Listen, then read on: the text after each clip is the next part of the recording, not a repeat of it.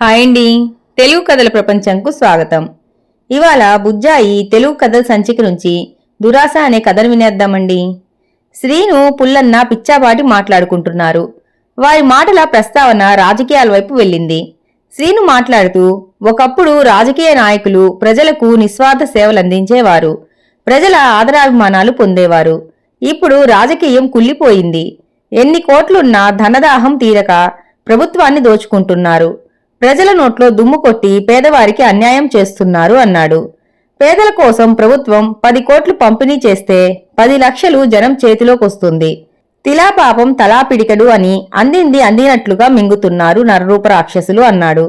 60 ఏళ్లకో 70 ఏళ్లకో అందరమూ చచ్చిపోయే వాళ్ళమే. చస్తామని తెలిసి కూడా మనిషి ఎందుకింత హానిస్థితికి దిగజారుతున్నాడో అర్థం కాదు అంటూ ఆవేశంలో ఊగిపోతూ ప్రసంగాలిస్తారు. పుల్లన్న నవ్వుతూ, ఏమోలే శ్రీను, అంతంత పెద్ద మాటలు మనకెందుకు, మన వరకు మనం నిజాయితీగా ఉంటే చాలు, నువ్వెందుకు అనవసరంగా ఆవేశపడతావ్ అని భుజం తట్టి శ్రీనును సమాధానపరిచాడు. ఓ రోజు శ్రీను చేత్తో ఏదో పేపర్ పట్టుకెళ్తుండగా చూసిన పుల్లన్న, ఏం శ్రీను, ఏదో పేపర్ తీసుకెళ్తున్నావ్, ఏంటి సంగతి అని ప్రశ్నించాడు. ఏం లేదులే, మన పంచాయతీ పరిధిలోని ఇల్లు లేని వారికి ఇల్లు ఇప్పిస్తాం, అప్లికేషన్ పెట్టుకోమని ప్రకటించారు, ఆ పేపరే ఇది అన్నాడు. పుల్లన్న పిచ్చిగా నవ్వుకొని, అది ఇల్లు లేని వారి కోసం, నీకు 2 సొంత ఇల్లులున్నాయి కదా, కొంత స్థలం కూడా ఉంది, ఇక 3వ ఇంటి కోసం తాపత్రయం పడడం ఎందుకు అని అడిగాడు. ఫ్రీగా ఇచ్చే ఇల్లు కదా, ఎందుకు వదులుకోవాలి, గట్టిగా ప్రయత్నిద్దాం, తరువాత దేవుని దయ, పనిలో పని నువ్వు కూడా ఓ అప్లికేషన్ వేసే అన్నాడు. పుల్లన్నకు కొంచెం కోపం వచ్చింది. అయినా నిగ్రహించుకొని, సీను, 2 వారాల క్రితం నువ్వు నాతో మాట్లాడుతూ రాజకీయ నాయకులు దుర్మార్గులని, ధనదాహంతో ప్రజల ధనాన్ని దోచుకుంటున్నారని, పేదవారికి చెందాల్సిన డబ్బును మింగుతున్నారని చాలా కోపంగా చెప్పావు, గుర్తుందా? ఇప్పుడు 2 ఇల్లున్న నువ్వు ఫ్రీగా ఇచ్చే 3వ ఇంటి కోసం ప్రయత్నిస్తున్నావు. ప్రభుత్వం నిరుపేదల కోసం ఎన్నో పథకాలు ప్రవేశపెడుతోంది.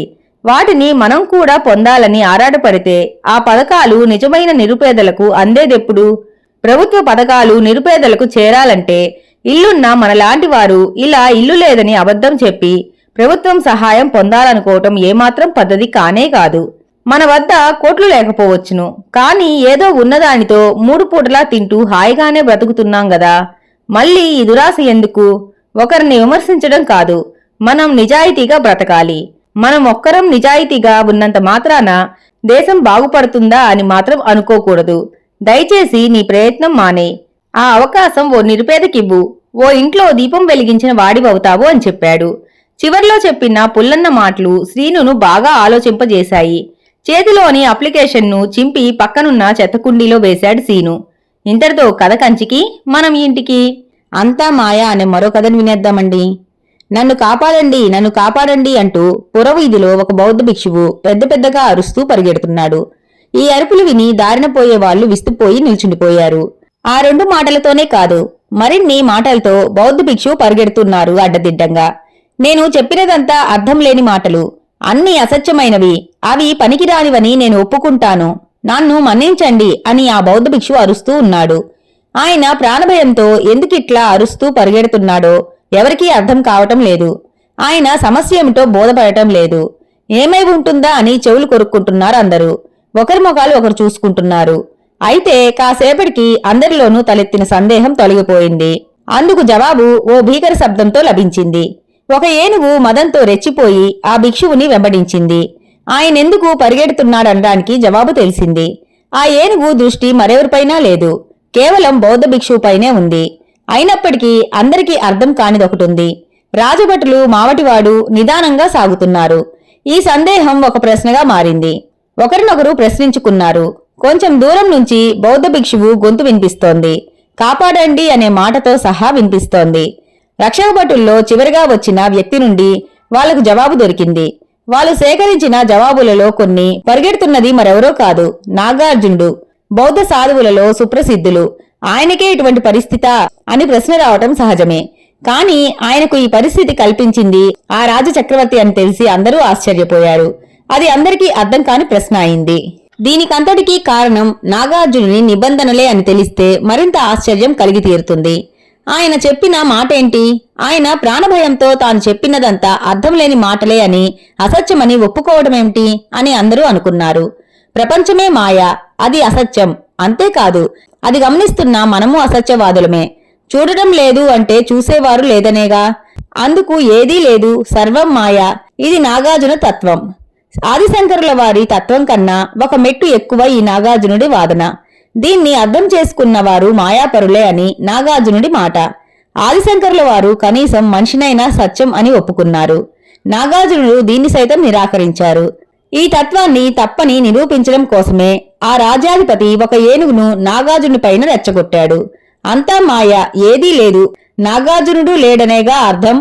అటువంటప్పుడు లేనిదొక దాన్ని తెలిసి లేని మరొకటి చూసి పరిగెత్తడం దేనికి అనే దాన్ని బట్టే నాగార్జునుడిని నిలదీయాలన్నది రాజుగారి అభిప్రాయం. ఆ ఆలోచనలో భాగంగానే ఆయన ఏనుగుని నాగార్జునుడిపైకి రెచ్చగొట్టారు. ఈ సంఘటననే నగరమంతా చూసింది. నాగార్జునుడితో వాదించి గెలవటం రాజుకి అసాధ్యం. అది సాధ్యం చెయ్యాలన్నా చెయ్యలేనిది. అందుకే ఈ విధమైన చర్యకు పూనుకున్నారు. ఏనుగు తన తొండంతో నాగార్జునుడిని ఒక చుట్టు చుట్టి విసిరేసినప్పుడు ఏం జరుగుతుందో చూడాలి. అప్పుడది ఉత్తి ఊహ లేక వాస్తవమా అనేది తెలుసుకోవచ్చు అన్నది రాజుగారి ఆలోచన.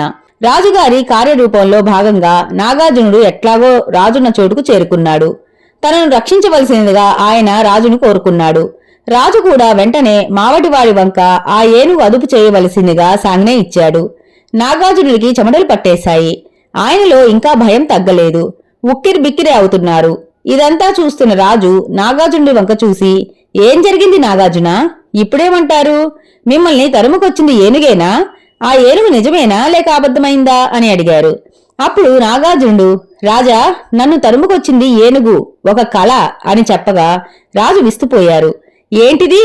అటువంటప్పుడు ఎందుకు మీరు రక్షించండి రక్షించండి అని అరుస్తూ పెరిగెత్తారు? ఏనుగును చూసి ఎందుకు భయపడ్డారు? నా దగ్గరకు వచ్చి నన్ను కాపాడండి అని చెప్పడం ఒక నాటకమా అని రాజు ఆవేశంగా అడిగాడు. రాజు కోపావేశంతో చెప్పిన మాటలన్నీ విన్న నాగార్జునుడు, రాజా, అన్నీ కలలో ఒక భాగమే. నేను పరిగెత్తుకు రావటం, మిమ్మల్ని క్షమించమని అడగటం, మీరు వెంటనే ఏనుగును అదుపు చెయ్యి అని సాంజ్ఞ ఇవ్వటం, ఇట్లా ప్రతిదీ కలే అన్నాడు. మీరు మళ్ళీ ఆ ఏనుగుని నా మీదకు రెచ్చగొట్టొచ్చు, కాని ఒక్కటి మాత్రం ఖచ్చితంగా చెబుతున్నాను. నేను మళ్ళీ అరుస్తూ పరిగెడతాను. అది జరిగే తీరుతుంది. కాని ఇవన్నీ దేనిని నిరూపించలేదు. ఇవన్నీ వృధా. ఒక కళ మరొక కళకు దారిస్తోంది అనే దాన్ని నిరూపిస్తోంది. ఏనుగు నిజాన్ని ఇవి నిరూపించలేదు అని అన్నాడు. మీరు ఇది చదువుతున్న తరుణం నిజమా కలనా అనేది నాగార్జునుడికే ఎరుక. ఇంతటితో కథ కంచికి, మనం ఇంటికి. మెదడుకి వ్యాయామం అనే మరో కథను వినేద్దామండి.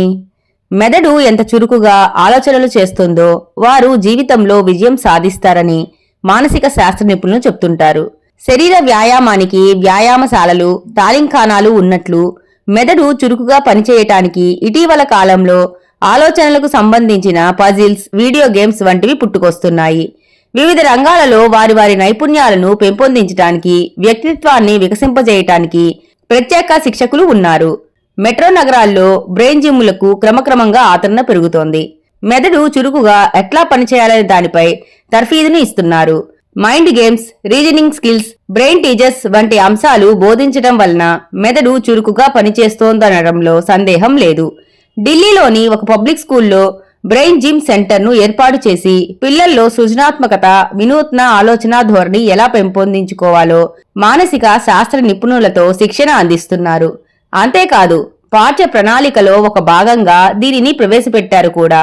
ఒక వ్యక్తి విజయం సాధించడానికి తెలివితేటలతో పాటు ఉద్వేగాల సమతుల్యత అవసరమని చెప్పిన భారత తత్వశాస్త్రాన్ని ఆధారం చేసుకుని డాక్టర్ డానియల్ గోల్మన్ అనే విదేశీయుడు రాసిన ఎమోషనల్ ఇంటెలిజెన్స్ పుస్తకం 50 లక్షల కాపీలకు పైగా అమ్ముడైంది. కాలిఫోర్నియాలో జన్మించిన గోల్డ్మన్ విద్యార్థి దశ నుంచే భారతీయ మూలాల మీద ఆసక్తి పెంచుకున్నారు. క్లినికల్ సైకాలజీ, వ్యక్తిత్వ వికాసం వంటి అంశాలు మన ప్రాచీన గ్రంథాలతో ఇమిడి ఉన్నాయని గ్రహించి వాటి అనువాదాలను అధ్యయనం చేశారు. ఈ అంశంపైనే డాక్టరేట్ కూడా పొందిన ఆయన తరువాతి కాలంలో మన దేశం వచ్చి యోగా, ధ్యానం నేర్చుకున్నారు. ధ్యానం మీద అనేక రచనలు చేశారు. భారతీయ తత్వశాస్త్రాన్ని వీలున్నంత మేరకు అధ్యయనం చేయడం ద్వారా అవగాహనకు అందిన పరిజ్ఞానంతోనే emotional intelligence, varieties of the meditative experience, vital life, simple truths, the creative spirit వంటి పుస్తకాలు రాశారు. మన ఉద్వేగాలను అర్థం చేసుకోవటానికి, సమన్వయం చేసుకోవడానికి మెదడు పనితీరుకు సంబంధం ఉందని భారతీయ ప్రాచీన శాస్త్రాల ద్వారా తెలుసుకున్నానని ఆయన పదే పదే చెబుతూ ఉండేవారు. అనేక ఘర్షణలకు, యుద్ధాలకు కారణమయ్యే ఉద్వేగాలను నియంత్రించుకుంటే విజయం తప్పకుండా లభిస్తుందని కూడా ఆయన అభిప్రాయం. ఆధునిక పాశ్చాత్య దేశాలలో ప్రాచీన భారతీయ శాస్త్రాలను వర్తమానానికి అనుకూలంగా విశ్లేషించుకుని ఉన్నత శిఖరాలను అధిరోహించిన వారెందరో ఉన్నారు. వారిలో ఒకరుగా గోల్మన్ను చెప్పుకోవచ్చు. ఇక్కడో ప్రశ్న వేసుకుందాం. అదేమిటంటే, మనకు మెదడు ఎందుకు ఉపయోగపడుతుందని. ఈ ప్రశ్న వేయగానే వీడెవడ్రా, మెదడు లేనివాడా అని ఆశ్చర్యంగా చూస్తాం. మెదడు లేని ప్రాణులు చాలా చాలా తక్కువ. మనిషికి ఉన్న మెదడు మహత్తరమైనది. మనం చేసే ప్రతిక్రియ మెదడు నుంచే జరుగుతుంది. శరీరంలో ఉన్న వివిధ భాగాలకు చెందిన స్పర్శలను స్వీకరించి విశ్లేషించడంలో మెదడు పాత్ర అంతా ఇంతా కాదు. విశ్లేషణ ఆయన తరువాత తగిన ఆజ్ఞలను జారీ చేసేది కూడా మెదడే. మిగిలిన జీవరాశుల కన్నా మనిషి మెదడు పెద్దది. దీని బరువు దాదాపు 1400 గ్రాముల బరువు ఉంటుంది. తెల్లగా లేదా బూడిద రంగులో ఉండే మెదడు మెత్తని మాంసం ముద్ద. ఇది కపాలంలో ఎంతో పదిలంగా ఉంటుంది. మెదడుకు సంబంధించి ముఖ్యంగా 3 భాగాలు కనిపిస్తాయి. అవి పెద్ద మెదడు, చిన్న మెదడు, మెడుల్లా. పెద్ద మెదడు 2 భాగాలుగా ఉండి ముడతలు, చీలికలు కనిపిస్తాయి. వెలుపల భాగాన్ని గ్రేమేటర్ అని అంటారు. ఇందులో న్యూరాన్లుంటాయి. ఈ న్యూరాన్లు 300 కోట్లకు పైగా ఉంటాయని ఒక అంచనా. ఎక్కువ ముడతలు ఉంటే న్యూరాన్ల సంఖ్య కూడా ఎక్కువగానే ఉంటుంది. ఈ న్యూరాన్లతోనే మనిషి తెలివితేటలు నిర్ణయం చేయవచ్చని వైద్యులు అంటూ ఉంటారు. మనం ఏడ్చేటప్పుడు, నవ్వినప్పుడు, ఆకలి, అలసట ఇలా రకరకాల అనుభూతులకు కేంద్రస్థానం ఏదంటే మెదడే. అందుకే మెదడును ఎంతో జాగ్రత్తగా సంరక్షించుకోవాలి. ఇంతటితో కథ కంచికి, మనం ఇంటికి. విలువైన రాయి అనే మరో చిన్న కథను వినేద్దామండి. అనగనగా ఒక రాజు. ఆయనకు ఒక అలవాటుంది. వజ్రాలు, వైడూర్యాలు సేకరించడంలో ఆయన ఎనలేని ఆసక్తి చూపుతారు. ఆయనకి అలవాటు బహుశా వంశపారంపర్యంగా వచ్చిందేమో అనవచ్చు. ఎందుకంటే ఆయన తండ్రి, తాతలకు కూడా ఈ అలవాటు ఉండేది. రాజుగారి భవనంలో వజ్రాలు, వైడూర్యాలకు లెక్కలేదు. ఖజానా నిండా ఈ విలువగల రాళ్లుండేవి. ఒకరోజు వాటిని చూస్తూ ఉండగా రాజుకు ఒక ఆలోచన కలిగింది. వీటి విలువెంతో తెలియడం లేదు. వాటిని విలువ చేయడం కోసం తగు ఏర్పాట్లు చేశాడు. మంత్రివర్గాన్ని సమావేశపరిచారు. తనకొచ్చిన ఆలోచనను వారి ముందుంచాడు. తన వద్ద వజ్రాలను, వైడూర్యాలను, నవరత్నాలను లెక్క కట్టడానికి ఒక సామర్థ్యమైన వారిని నియమించవలసినదిగా రాజు మంత్రివర్గాన్ని ఆదేశించారు. రాజుగారు మాట్లాడిన తర్వాత ఒక మంత్రి లేచి నిల్చొని, ఒక జ్ఞాని ఉన్నారు. ఆయన ఇంకెక్కడో కాదు, మన దేశ శివారులోనే ఉన్నారు ఆ జ్ఞాని అని చెప్పాడు. ఆయనను ఇక్కడికి తీసుకురావడానికి అవసరమైన ఏర్పాట్లు చేస్తాను. ఆయన లెక్క తప్పకుండా ఖచ్చితంగా ఒక్కో రాయి ఎంత విలువైనదో చెప్పగలరు అని అన్నారు. అందుకు రాజు సరేనన్నాడు. జ్ఞానిని తీసుకురావడానికి రాజభట్లు వెళ్లారు. జ్ఞానిని రాజసభకు తీసుకుని వచ్చారు. వెంటనే రాజు జ్ఞానిని తన ఖజానా వద్దకు తీసుకుని వెళ్లారు. అందులో ఉన్న వజ్ర వైడూర్యాలను, నవరత్నాలను జ్ఞానికి చూపించి వాటి విలువ ఎంతో చెప్పమన్నారు. ఒక జాబితా తయారు చేసి ఇమ్మన్నారు. జాబితా తయారు చేయడమే కాకుండా తన వద్ద ఉన్న వాటిలో ఏది అతి విలువైనది, ఏది తక్కువ విలువైనదో అనే వివరాలు ఒక వరుస క్రమంలో రాసివ్వవలసింది అన్నారు. జ్ఞాని రాజుగారు చెప్పినదంతా విని, ఈ రాళ్ల కన్నా అత్యంత విలువైన ఒక రాయి తానొక చోట చూశానని చెప్పాడు. రాజుకు ఆ మాట వినడంతోనే ఆశ్చర్యం వేసింది. తన వద్ద ఉన్నవే విలువైనవి అని అనుకుంటే వాటిని మించినది మరొకటి ఉందా అని అనుకున్నారు. అదెక్కడ ఉంది అని రాజు అడిగారు. మీ రాజ్యంలోనే అని జవాబిచ్చాడు జ్ఞాని. చూపించగలరా అని రాజుగారి ప్రశ్న. నాతో వస్తే తప్పకుండా చూపిస్తాను అన్నాడు జ్ఞాని. సరేనని రాజుగారు జ్ఞానితో బయలుదేరారు. వారి వెంట రాజబృందం సాగింది. శివారులో ఉన్న ఒక గుడిసెలోకి వెళ్లారు అందరూ. గుడిసె లోపల ఒక వృద్ధురాలు కూర్చొని ఉంది. అక్కడ ఒక రుబ్బురోలు ఉంది. అది చూపించి ఇది ఎంతో విలువైనది అని జ్ఞాని రాజుతో చెప్పాడు. రాజుకి ఏమీ అర్థం కాలేదు. అప్పుడు జ్ఞాని నవరత్నాలా లేక వజ్రాలా అనేది ముఖ్యం కాదు, ఏ రాయి ఎంత ఎక్కువగా ఉపయోగపడుతుందో అదే ప్రధానం అన్నాడు. ఇతరులకు సైతం ఉపయోగపడే రాయి ఈ రోలు. మీ వద్ద ఉన్నవి విలువైనవే కాదనను, కాని ఏం లాభం, అవేవీ ఉపయోగపడకుండా మీరు ఉపయోగించకుండా ఖజానాలో తాళం వేసి ఉంచారు. కాని ఈ బామ్మ దగ్గర ఉన్న ఈ రోలు చూడండి, ఆమె వయసులో పెద్ద కావచ్చు, అయితేనేం ఆ రోకలితో అవి ఇవి చేయటమే కాకుండా ఇక్కడున్న చుట్టుపక్కల వాళ్లకు అవి ఇవి రుబ్బి ఇచ్చి ఉపయోగపడుతున్నది. ఈ సంగతి నాకు బాగా తెలుసు. అందుకే నా దృష్టిలో 10 మందికి ఉపయోగపడే రాయే విలువైనది. రకరకాల పప్పులు రుబ్బి ఆ పిండితో టిఫిన్లు చేసి ఎందరో ఆకలిని తీరుస్తుంది. పలువురి ఆకలిని తీర్చేందుకు తోడ్పడుతున్న రోకలి గొప్పదా, లేక ఖజానాలో ఎవరికీ కనిపించకుండా పనికి రాకుండా ఉన్న నవరత్నాలు గొప్పవా? మీరే ఆలోచించండి అన్నారు. ఈ మాటలు రాజుగారి కళ్ళు తెరిపించాయి. ఈ రాయి విషయంలోనే కాదు కదా, ఎవరికైనా ఎప్పుడైనా వీలున్నంత సాయం చేయగలిగినప్పుడు కలిగే ఆనందం, తృప్తి, డబ్బులు కూడబెట్టి తాను తినక ఎదుటివారికి పెట్టక అంత ఉంది ఇంత ఉంది అని చెప్పుకోవడం వల్ల లాభమేమి ఉంటుంది, అందులో ఆనందమేమి ఉంటుంది అనుకున్నాడు రాజు. తనకి కనువిప్పు కలగజేసిన జ్ఞానికి నమస్కరించి సన్మానించాడు రాజు. ఇంతటితో కథ కంచికి మనం ఇంటికి. ఇల్లు కట్టి చూడు అనే కథను వినేద్దామండి. జగన్నాథపురంలో ఉండే సూరయ్య మంచి స్వభావం కలవాడు. ఈయన పూర్వీకులు బాగా ఆస్తిపరులు కావటం వలన సూరయ్య కూడా దర్జాగా జీవితాన్ని గడపసాగాడు. తన మంచితనం కొద్దీ కష్టంలో ఉండే వాళ్లకు డబ్బు సహాయం చేయటం, తనని పొగిడేవాడికి ఎంత అడిగితే అంత ఇస్తూ ఉండేవాడు. ఇక స్నేహితులకు, వచ్చిన చుట్టాలకు మర్యాదల కోసం విపరీతంగా డబ్బు ఖర్చు పెట్టేవాడు. దాంతో స్నేహితులు, చుట్టాలు ఎక్కువగా సూరయ్య ఇంట్లోనే తిష్టవేసేవాళ్లు. ఇటువంటి హంగామాలుంటే ఎంతటి ధనవంతులైనా పతనం కాక తప్పదు అన్నట్లు సూరయ్య ఆస్తులు చాలా వరకు కరిగిపోయాయి. సూరయ్య భార్య జానకమ్మ చాలా జాగ్రత్తగల మనిషి. అయినా భర్త మీద విధేయత కలిగి ఉండటం వలన భర్తకు ఎదురు చెప్పలేకపోయేది. కాని ఎంతకాలం ఈ విధంగా జరుగుతుంది? పిల్లలు పెద్దవాళ్లవుతున్నారు. ఇవన్నీ ఆలోచించిన జానకమ్మ ఓ రోజు, ఏమండి, మన స్తోమతకు మించి ఖర్చు పెడుతున్నామనిపిస్తోంది. ఏదో ఆపదలో ఉన్నవారికి మన స్తోమతను బట్టి ఆదుకోవటం వేరు, ఆకలితో ఉన్నవారికి ఇంత అన్నం పెట్టి పంపటం మానవత్వం. కాని మితిమీరిన దానం, స్తోమతకు మించిన మర్యాదలు చేయటం ముందు ముందు మనకే చాలా నష్టం. మీ బలహీనతను కనిపెట్టి అందరూ మీ చుట్టూ మూగుతున్నారు. ఇటువంటి వాళ్ల వలన మనకెటువంటి ప్రయోజనమూ లేదు. పరిస్థితులు బాగోలేకపోతే వీళ్ళెవరూ కనీసం మన దరిదాపులకు కూడా రారు. అందువలన మీ పద్ధతి మార్చుకోవడం మంచిది.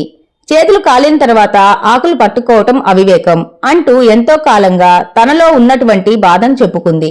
కాని సూరయ్య స్నేహితులకు, బంధువులకు బాగా అలవాటు పడిపోయిన కారణంగా వారిని ఏవీ అనలేకపోయేవాడు. ఉన్నట్టుండి మర్యాదలు చేయటం మానేస్తే తన మంచితనానికి మచ్చ ఏర్పడుతుందని ఏవీ చేయలేని పరిస్థితిలో ఇరుక్కుపోయాడు. కొంతకాలం గడిచేసరికి సూరయ్య కష్టాలు పాలయ్యాడు. అతని చుట్టూ మూగేవారు తగ్గిపోయారు. ఆస్తి మొత్తం హారతి కర్పూరంలా కరిగిపోయింది. ఉండే ఇంటిని బాగు చేయించుకోవడానికి గాని, వ్యవసాయానికి గాని పెట్టుబడి పెట్టడానికి కూడా డబ్బు లేదు. ఈ కష్టాల్లో సతమతమవుతున్న సూరయ్యకు ఏ మార్గం కనిపించక ఇంటి పట్టునే ఉండసాగాడు. తన స్నేహితులందరూ మంచి పరిస్థితిలో ఉన్నారు. వారిని ఏమన్నా సహాయం అడుగుదామంటే చిన్నతనంగా తోచింది. ఓ రోజు జానకమ్మకు దూరపు బంధువైన పరంధామయ్య సూరయ్య ఇంటికి వచ్చాడు. ఈయన వాస్తు పండితుడు, మంచి తెలివిగలవాడు. పరంధామయ్య వచ్చే సమయానికి సూరయ్య ఇంట్లో లేడు. జానకమ్మ, రండి బాబాయ్ గారు, అందరూ బాగున్నారా అంటూ లోనికి ఆహ్వానించింది. తరువాత మాటల సందర్భంలో వాళ్ల పరిస్థితినంతా వివరించింది జానకమ్మ.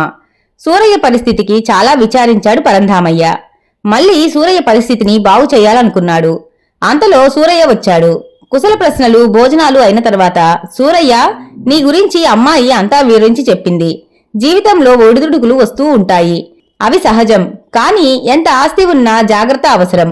ఈ కాలంలో పోయిన ఆస్తిని సంపాదించడం చాలా కష్టం. అలాగే డబ్బు లేని వాడిని ఎవరూ గౌరవించరు. కనీసం సహకారాన్ని కూడా అందించకుండా చిన్న చూపు చూస్తారు అన్నాడు పరంధామయ్య. సూరయ్యకు గతంలో చేసిన పొరపాట్లు తెలుసుకున్నాడు కనుక మౌనంగా తల ఊపాడు. సూరయ్య, నువ్వు వెంటనే ఈ ఇల్లు అమ్మేయాలి అన్నాడు పరంధామయ్య. ఉండే ఇల్లు కూడా అమ్మేస్తే మరీ కష్టం మామయ్య గారు, అనుకోకుండా చాలా ఆపదలో చిక్కుకున్నాను అన్నాడు సూరయ్య బాధగా. అది కాదయ్యా, నేను చెప్పేది పూర్తిగా విను. నువ్వు చేసిన సహాయాలకు, మర్యాదలకు నిన్నందరూ మంచివాడుగా గుర్తించారు. నీ దగ్గర డబ్బు పోయినా కూడా మంచితనం పోదు. మనిషి ఎటువంటి పతనావస్థలోనైనా మంచితనం ఉంటే కోలుకోవడానికి అనేక అవకాశాలున్నాయి. అందుకని నేను చెప్పినట్లు చేస్తే చాలా త్వరగా నువ్వు కోలుకోగలవు అన్నాడు పరంధామయ్య. ఏమి చేయమంటారు చెప్పండి అన్నాడు. ముఖ్యంగా ఈ ఊర్లో నీ ఆస్తులన్నీ పోయినట్లు, నువ్వు పతనమైపోయినట్లు ఎవరికీ తెలియనివ్వకూడదు. మామూలుగా ధనవంతుడిలాగా ఉన్నట్లే ఉండాలి. అందువలన వెంటనే ఒక పెద్ద ఇల్లు కట్టుకోబోతున్నట్లు అందరికీ తెలియచేయాలి. దాంతో ఊరి వారందరికీ సూరయ్య దగ్గర ఇంకా ధనం ఉంది అనే అభిప్రాయం కలుగుతుంది. పెద్ద ఇల్లు కట్టాలంటే తగినంత సొమ్ము ఉండాలి కదండి. నిజమే, అక్కడే ఉంది కిటుకు. ఇప్పుడు నువ్వుంటున్న ఇంటిని అమ్మేస్తే కనీసం 30 లక్షలు వస్తాయి. ఓ చిన్న ఇంట్లో అద్దెకు ఉంటూ కొత్త ఇల్లు పునాదులు వేయటం మొదలుపెట్టి నీ వలన సహాయం పొందిన వారి దగ్గరకు వెళ్లి ఇల్లు పూర్తవడానికి తగ్గుతుందని డబ్బులు అడుగు. అలా నలుగురి దగ్గర ఒక్కొక్కరికి తెలియకుండా 4 పాతికలు సంపాదించు. ఆ ధనంతో కొత్తిల్లు పూర్తవుతుంది. బాగానే ఉంది. మరి తీసుకున్న అప్పులు తీరే మార్గం ఎలాగా? ఇల్లు కట్టుకోగానే నువ్వు మాత్రం అద్దె ఇంట్లోనే ఉంటూ కొత్త ఇంటిని అద్దెకివ్వాలి. చేసే వ్యవసాయాన్ని జాగ్రత్తగా చేసుకుంటూ ఇంట్లో గడుపుతూ వచ్చే అద్దెని అప్పు తీర్చేశావనుకో, చివరికి ఇల్లు మిగులుతుంది. నువ్వెప్పుడైతే నమ్మకంగా అప్పు తీసుకున్నది తిరిగి ఇస్తావో నీ మీద పెట్టుబడి పెట్టే వాళ్ళకి నమ్మకం ఎక్కువ అవుతుంది. మళ్ళీ వ్యవసాయాభివృద్ధికి డబ్బు తీసుకుని దానిమీద లాభాలు సంపాదించవచ్చు. ఈ విధంగా కొంతకాలం కష్టపడ్డావనుకో పొదుపు విలువ, డబ్బు విలువ నీకే తెలిసి వస్తుంది. మనిషికి జాగ్రత్త అనేది ఉంటే చాలు, ఎలాగైనా సంపాదించుకోగలడు అంటూ వివరంగా చెప్పాడు పరంధామయ్య. సూరయ్య బాగా ఆలోచించాడు. పరంధామయ్య చెప్పినది చాలా సమంజసంగా తోచింది సూరయ్యకు. మంచి కార్యాలకి అప్పు చేయడం తప్పు కాదనిపించింది. తన వల్ల సహాయం పొందిన వాళ్లు బావున్నారు, వారి దగ్గర తిరిగి సహాయం పొందటంలో అవమానం కాదనుకున్నాడు. పరంధామయ్య చెప్పిన విధంగా జాగ్రత్తగా ఆలోచించి ఇల్లు కట్టడం మొదలుపెట్టాడు సూరయ్య. సూరయ్యకు ఉన్న మంచితనం కొద్దీ అతను ఊహించిన దానికంటే ఎక్కువగానే సహకారాన్ని అందించారు స్నేహితులు. తిరిగి 5 సంవత్సరాల్లోనే సూరయ్య ధనవంతుడు కాగలిగాడు. భార్య మాట ప్రకారం జాగ్రత్త నేర్చుకుని అనవసరమైన దుబారా ఖర్చులు లేకుండా తన పిల్లలను ఉన్నతులుగా తీర్చిదిద్దాడు. ఇంతటితో కథ కంచికి మనం ఇంటికి. నక్కమాయ పిల్లి అల్లుడు అనే మరో కథను వినేద్దామండి. అమరావతి నగరంలో శివయ్య అనే వ్యాపారి తన అంగడిలో సరుకులు ఎలుకలు పాడు చేయకుండా ఉండేందుకు ఓ పిల్లిని తెచ్చి పెంచసాగాడు. పగలంతా తిని నిద్రపోవటం, రాత్రులు అంగడిలోకి ఎలుకలు రాకుండా కాపలి కాస్తున్న ఆ పిల్లికి తన జీవితం విసుగు అనిపించి దగ్గరలో ఉన్న అడవిలో నివసించే నక్కతో స్నేహం ఏర్పరచుకుంది. తన ఊరి విశేషాలు నక్కకు వినిపిస్తూ నక్క వినిపించే అడవి విశేషాలు తెలుసుకునే పిల్లి ఎప్పటిలా పగటిపూట నక్క కొరకు అడవికి వెళ్ళింది. పిల్లిని చూసిన నక్క, రాళ్ళుడు మంచి సమయానికి వచ్చావు, వాగులో మంచి పీతలు పట్టి ఉంచాను, తిందూరా అంది. వద్దు మామ, గొంతుదాకా చేపల కూరతో అన్నం తిని వచ్చాను అంది పిల్లి. అల్లుడు, నువ్వు ఎప్పుడూ ఇంతే, మనుషుల వంటకాల గురించి, వారు భుజించే పలు పదార్థాల రుచుల గురించి చెబుతావే గాని నన్ను ఒక్కసారి కూడా నీ ఇంటికి భోజనానికి పిలవలేదు అంది నిష్ఠూరంగా నక్కమామ. మనుషులు చాలా ప్రమాదకారులు, ముఖ్యంగా అడవి జంతువుల విషయంలో చాలా కఠినంగా ఉంటారు అంది పిల్లి. నువ్వు ఎన్నైనా చెప్పు అల్లుడు, ఈ రోజు నేను నీ వెంట రావలసింది, చేపల కూర విందు ఆరగించవలసిందే అంది నక్క పట్టుదలగా. నక్కమామ, మనుషుల వంటకాలు అద్భుత రుచి కలిగి ఉంటాయట. వాస్తవమే, కాని వారి చర్యలు దుర్భరంగా ఉంటాయి. అందున నీవు అడవి ప్రాణివి, ఊరిలోనికి రావడం చాలా ప్రమాదం, కనుక నీవు మా ఇంటికి విందు ఆరగించే ఆలోచన మానుకో అంది పిల్లి. 4 కాళ్లతో పరిగెత్తగలిగే నన్ను 2 కాళ్ల మనుషులు ఏం చేయలేరు అంది నక్క. ఎంత నచ్చజెప్పినా వినని నక్కను వెంటబెట్టుకుని ఊరంతా నిద్రపోయే రాత్రివేళ తన ఇంటికి రహస్యంగా తీసుకువెళ్లి తన కొరకు పల్లెంలో ఉంచిన చేపల పులుసు, అన్నం వంటింట్లో ఉంచి దొంగిలించి 2 చేపల ముక్కలు నక్కకు అందించింది పిల్లి. సంతోషంగా ఆరగించిన నక్క తృప్తిగా త్రేపుతూ, అల్లుడు, నా జీవితంలో ఇటువంటి విందు ఎన్నడూ ఆరగించలేదు, మరలా జన్మంటూ ఉంటే మంచిగానే పుట్టాలి అంది ఆనందంగా నక్క. నక్కమామ తన విందు భోజనానికి తృప్తిపడినందుకు పిల్లి సంతోషంతో మ్యావ్ మ్యావ్ అంది గట్టిగా. కడుపు నిండిన నక్క పట్టరాని సంతోషంతో పరిసరాలు మర్చి ఒక్కసారిగా బిగ్గరగా ఊలపెట్టింది. అదిరిపడింది పిల్లి. నక్కకూత విన్న ఆ ఊరి జనం తమ కోళ్లను ఎత్తుకెళ్లేందుకు నక్క వచ్చిందని కర్రలతో తలా 4 తగిలించారు నక్కకి. చావు దెబ్బలు తిన్న నక్క అడవిలోకి కుంటుకుంటూ పరుగుతీసింది. మూర్ఖునితో స్నేహం చేస్తే ఏమవుతుందో తెలుసుకున్న పిల్లి ఎన్నడూ ఇక అడవి పక్కకి పోలేదు. బాలలు, చెడు స్నేహం వలన ఎప్పుడూ తిప్పలేనని తెలుసుకోండి. ఇంతటితో కథ కంచికి మనం ఇంటికి. ఈ కథ గనక మీకు నచ్చినట్లయితే లైక్ చేసి, షేర్ చేసి, కామెంట్ చేసి మన ఛానల్కి సపోర్ట్ చేసేయండి ఫ్రెండ్స్. ఇక ఉంటానండి. By by.